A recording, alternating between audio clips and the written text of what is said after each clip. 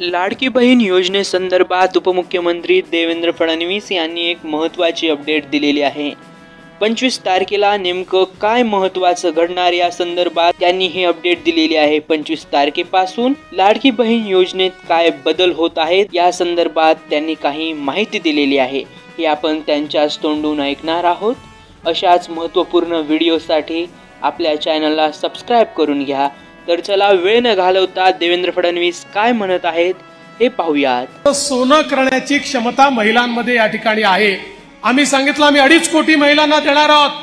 दर महिन्यात हा पैसा तुमच्या खात्यामध्ये येईल। माननीय मुख्यमंत्र्यांच्या नेतृत्वात आपल्या सरकारने हा निर्णय घेतला की महिलांना सक्षम केलं तरच आपण महाराष्ट्राचा विकास करू शकतो।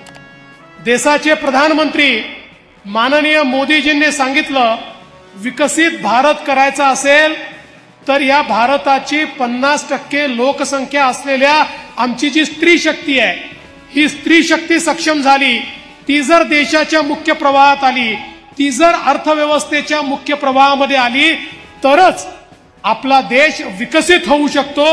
आणि म्हणून मोदीजींनी देखील अनेक कार्यक्रम हातामध्ये घेतले की ज्यातनं आपल्या महिलांना सक्षम करता येईल।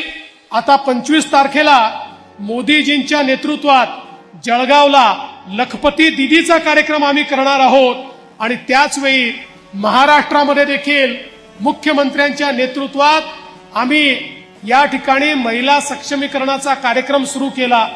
आमच्या महिलांना एसटी मध्ये अर्ध्या तिकिटात प्रवासाची योजना सुरू केली आणि मला अतिशय आनंद वाटतो। ही योजना सुरू झाली तर त्यावेळी एसटीचे अधिकारी म्हणायचे एसटी आधीच तोट्यात आहे, तुम्ही अजून तोट्यात टाकताय।